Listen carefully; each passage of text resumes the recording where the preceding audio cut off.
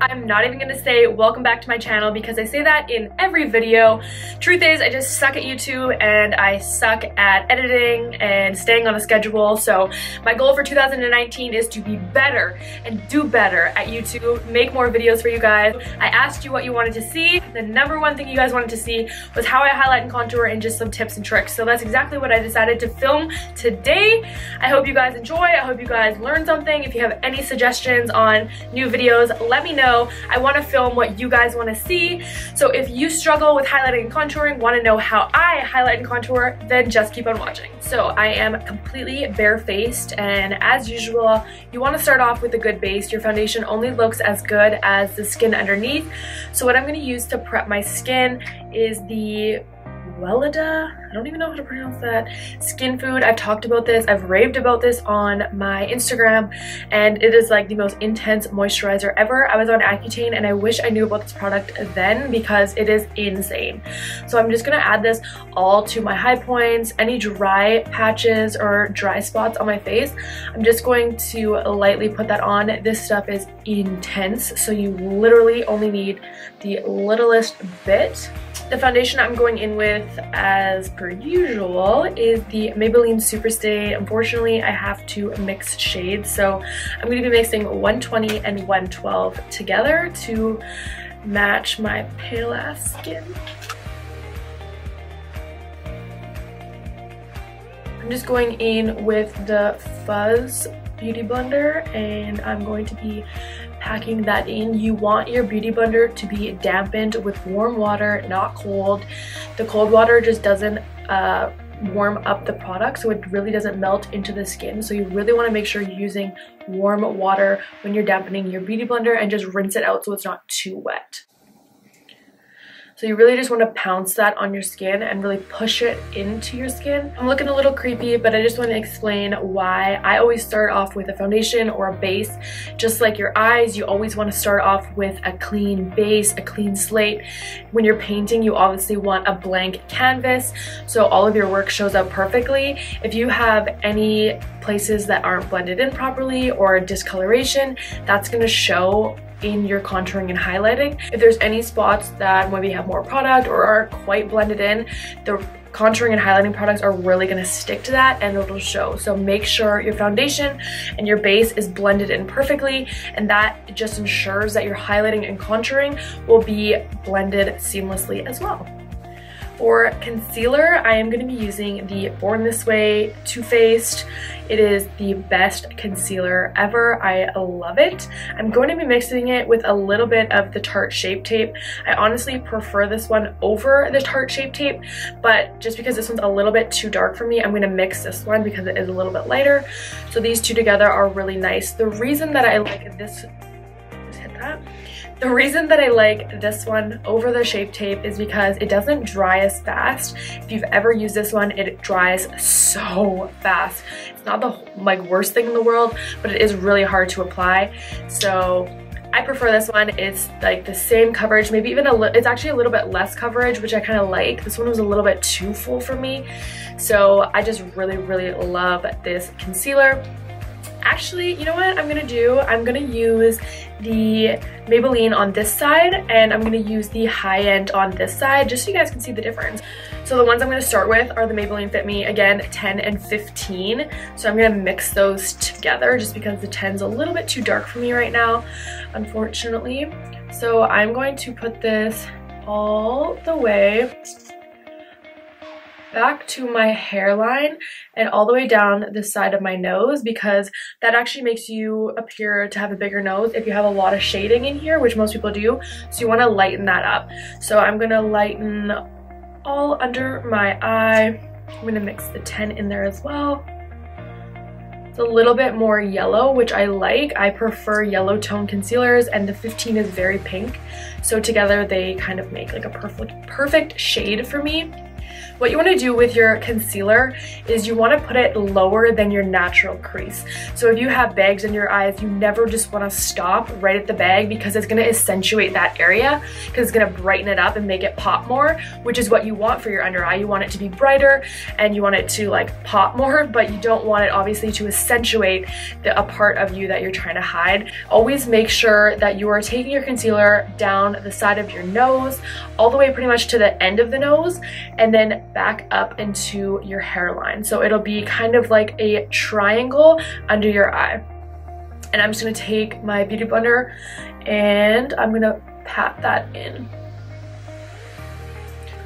I do like to take it on my lid as well if I am not using the P. Louise base. If I'm just doing a natural look, I usually just use concealer as my primer, and it just covers all of my veins and my redness, because I do have a lot of veins in my lid. So I do find that people are scared to go low with their concealer. I was definitely like this as well, but you want to take it low. It really makes the under eye look super bright. You cannot see like any of my darkness under there because I really made it bright. This isn't even that light of a concealer for me. You can just see the difference, and this is the drugstore. To set that, I'm gonna just lightly set it with the Real Techniques setting brush. I'm just going to tap that on just so it sets it in place, make sure it stays a little bit longer. This is also like a translucent powder, so it does brighten it up just a little bit as well. And I just very, very lightly set that. Especially if you have dry skin, the under eye area can get very dry very quickly, which makes it look more cracked and caked on. So especially if you have dry under eyes or dry skin, just make sure you are using the littlest bit of setting powder. I personally cannot bake under my eyes because it just looks like a cakey, dry mess. So I'm going to be doing the other side now with the high-end concealers. This is mostly the Too Faced. So again, I am going down the side of my nose, all the way down to the edge of my nose. Take that concealer lower than you normally would. It might bring you out of your comfort zone, but it needs to be done. This is the Tarte Shape Tape, so it's a little bit lighter. It's just going to brighten it up a little bit, so hopefully I don't look super freaking weird if this side is way lighter than this, but we'll see.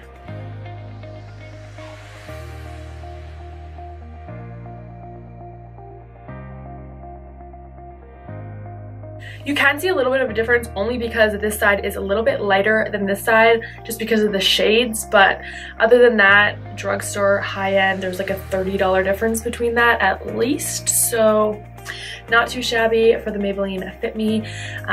Both, I love all those concealers, so I'm not knocking down any of them. I'm just giving you a little alternative if you don't want to spend $30 on a concealer. You want to buy your concealer 1 to 2 shades lighter than your foundation color.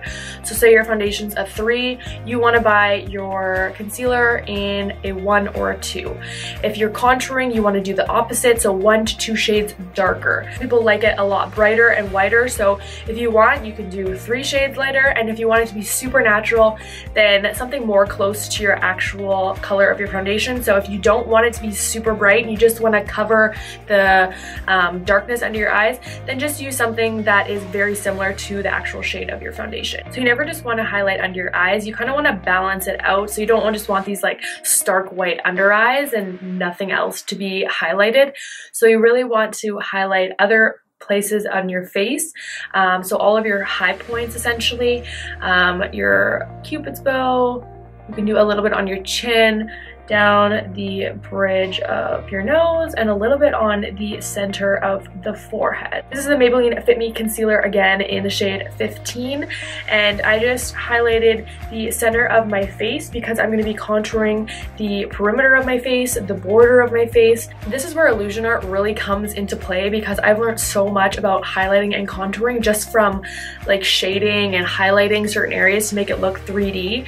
So the main difference between contouring and bronzing is just more of a warm tone product. Usually you just use it to give you like that natural tan, that natural glow. So it's a lot more warm toned, a lot more orange, to mimic like a bronzed tan, a bronze goddess. Whereas with contouring, you would use more of a cool tone shade, so more of a gray undertone to mimic a shadow. You really want to hollow out the cheekbones, you really want to hollow out the jawline with a cool tone shade. You wouldn't do that as much with a warm tone shade, because if you think of a shadow, you think of gray, black, you know, you think of the more cool tone shades. So that would be the biggest difference. Do you need to always contour? No, you can definitely contour with bronzing. I like to kind of do a little bit of both, and I'm going to show you guys right now. My favorite product to bronze with, I call this just warming up the skin before contouring. So I use the MAC Give Me Sun. It is this warm tone shade here. So as you can see, it is super orange. You probably wouldn't want to contour with this, but you could definitely warm up the skin with this and just use this. This is my favorite product ever, MAC Give Me Sun, and my favorite brush is the Morphe M527. It is just a fluffy brush. So when I'm warming up the skin, I'm going to be a lot more messy, a lot bigger with my motions. I'm going to start at the tops of my cheekbones always, and I'm going to just do small circular motions, and I can bring it in after I have less product on my brush. So you want most of your product to be at the top of the ear, close to your tragus, close to your hairline. That's where you want most of your product. Never just put your brush straight in the middle. That's not where you want a lot of your product. You want it to seamlessly like blend from the ear in. So never just put your brush in the center of your face and start blending. Always start from the top and move in. Instead of reaching for the corner of the mouth, try to reach for the corner of the nose. This will really make your cheekbones lift higher, appear higher, and it really just lifts the whole face. So try to aim for the side of the nose rather than the side of the mouth, because you really want to make your contour lift your face and change those angles. So that is a really, really good tip.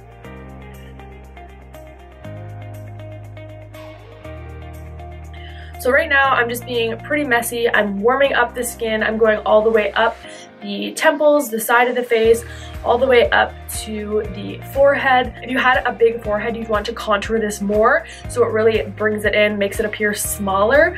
If you have a really small forehead, you might want to just even skip this step altogether, or just do a little bit, not come down as far. So it kind of depends on your face shape.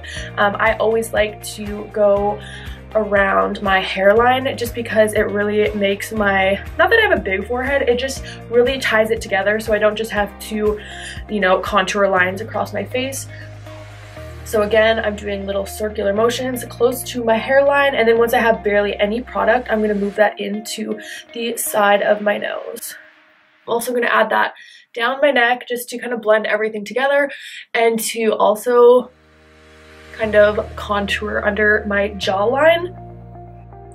So I find this a lot easier to blend my contour and to make it look a lot more seamless and a lot more natural, rather than just going in with a cool tone shade.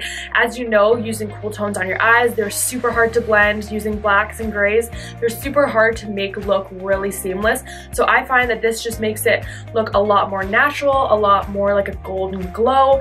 It's kind of like your transition color on your eyes, so it just makes your blending a lot more seamless and a lot easier for you to blend together. Now I'm moving on to contour. You want to be a lot more precise, you want to have a lot smaller motion, and you want to use a cool tone shade. So as you can see, this is the brush that I just used. It's a lot fluffier, it's a lot like less precise. So this would be your transition shade on your eyes. Say you'd use a really big fluffy brush, you'd do it very smoked out, very blended. Whereas if you're going in with a really tight, precise shade on the lid or the outer corner, you'd want to use a really dense, smaller brush to really pack that color on. So for contouring, I'm going to use this brush here. So this is the Morphe M403. It is one of my favorites. There are tons like this. It's a lot more dense. It's not as fluffy, so it's going to keep the product really precise, really tight into the areas that I want it to go. And It's still a little bit fluffy, so it'll still kind of blend it out. It's not like too precise, but this is my favorite contouring brush, and it just gets right in all the areas that I really want it to go. Contouring wise, my favorite product of all time is the Kat Von D Shade and Light palette. This palette here, so as you can see, I have hit pan on pretty much everything. This shade is the best contouring shade you'll ever use in your entire life, but I'm gonna go in with this one. So as you can see, it is a lot more, I'm just gonna show you the difference. So this one is a lot more gray than this one. It's not like literally gray, but the undertone is more cool. So again, I'm starting by the ear, and I'm just really focusing it on the hollows of my cheeks. I'm not blending it out as much as the first shade. I'm just blending the two together, really focusing it on the hollows of my cheeks. So as you can see, my circles got a lot smaller, a lot tighter, more precise, and I'm just really focusing it on the specific area that I want. And again, as I have less product on the brush, I'm going to bring it into the side of the nose. With contouring, you always want to blend up. So by blending down, you're completely defeating the purpose. You want this to be light. So you want to be contouring up, blending up. Once I have barely anything on my brush, I'm not adding any extra product. I'm just blending this upwards towards the side of my hairline and blending those two shades together. Again, I'm going to go under my jawline to really hollow that out as well, and you will see I find this just makes such a big difference, especially like when I get chubby and I have like more of a double chin. I just feel like it just really shadows it and makes me look a lot thinner. So for nose contour, I don't usually do too much. My favorite brush for this though, actually it doesn't have a name, but it is a Morphe brush. It was part of a set. I just go in with the same color and just kind of go down the sides of my nose into my little like sockets here towards my eyebrow. Make sure you contour the end as well. Otherwise it just really lengthens the nose. If you have a really tiny nose, honestly you don't even need to nose contour. So now, something I used to always do was bake under my contour. I don't do this anymore, but just for the sake of this video, I'm going to show you guys how I would do that. I'm just using, again, the RCMA powder. This is just a white translucent powder. I'm just going to be placing that with my Morphe sponge. The reason that this sponge is so great is because it's like has a sharp edge, so you can really precisely place that.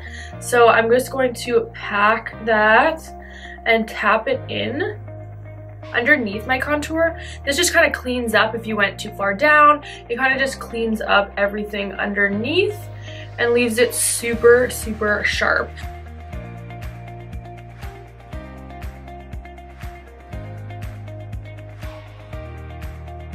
I don't usually like to let it sit very long. I usually just put it on. By the time I'm done, I'll wipe this away. So I'm just gonna go and wipe all of this away. It doesn't have to sit for very long to make a difference. You can just see that it really cleans everything up. So I am pretty well contoured and highlighted. This is what I would normally do. I'm gonna add highlight as well, like the actual shiny highlight. So for this, I am using the Jeffree Star Sarcophagus highlight. I love this highlight. It is so freaking good. And I am using the Morphe M501 brush. This brush is so good for highlighting. So I'm just dipping into that. And the places you want to highlight are all the high points as well. So you really want to highlight on the tops of the cheekbones. So I'm just really small circular motion, working that on the highest point of my cheek. A good way to do this is if you're in natural light, see where the sun hits, and that's where you'd want to add highlight because you kind of want it to be like a natural glow. Of course, I am not going for a natural look, so we're not going for the natural glow. You can make this as intense or as subtle as you'd like, but I of course like to go a little bit more heavy-handed, but I'm just going to show you the areas that you want to highlight. So you can see that actually really like lifts the cheekbone as well. So I'm adding it to the tops of my cheekbone. Once I have barely anything, I'm gonna then work it and just blend it into my cheeks. So when you smile, it kind of gives that like nice glow. Another area that I always add is a little bit above the, well, not a little bit, but I add it to the top of the brow because that's also an area that hits if you're in natural lighting. So I just started at the brow and dust it up, and you can just see it kind of gives that nice glow. Also add it to the Cupid's bow, a little bit on the chin. Now if you have like a big chin, or you're trying to hide your chin, or you don't like your chin, or you have a butt chin, or you have a lot of texture, more acne on your chin, do not highlight areas that you want to hide. So if you have a lot of wrinkles, try to not highlight in those areas, because again, highlight is gonna make all the attention go there. So it is going to really accentuate any kind of texture, any kind of wrinkles, that kind of thing. So if you have any blemishes, do not highlight those areas or they will appear more obvious. So again, just on the very high points, that's where I want most of my product to be, is right here. And then once I have barely any product, then I can start blending in. I always like to add it to the tip of my nose and down the bridge as well. I never connect them because that again makes your nose appear super long, but I just apply it to the bridge here to kind of thin it out and make it look skinnier, and then just to the tip as well. So now I am glowy and contoured and highlighted, and the last step, I'm just gonna add a little bit of blush. So this is just Milani Luminoso with the Morphe M509 brush. I'm just gonna dust this on the apples of my cheeks and blend it backwards, so just circular motions. And I do a blush after highlight just so I can kind of connect and blend the highlight, contour, and blush together. Sometimes they can look a little bit like separated, and you really want to make sure it all looks super seamless. So I like to add the blush after just so it really blends everything together. And then, this has nothing to do with highlighting and contouring, but for my skin, I always have to spray the NYX Dewy Setting Spray. It just makes all of the powders that you put on your face really sink into the skin, really absorb, and just gives you like that fresh glow. So this is a staple, and I am going to soak my face with it. So this is the completed highlight and contour, how I do my highlighting and contouring. It might look a little weird because I don't have my eyes or my eyebrows or lips done, but I hope you guys got the point. I hope you learned something, and I hope I answered most of your questions. If you have any more questions, don't hesitate to ask. I would love to answer anything that you guys have to ask. And if you have any suggestions for new videos, let me know that as well. I'd love to hear from you guys. Anyway, I hope you guys learned something from this, and I will see you in my next video. Bye guys!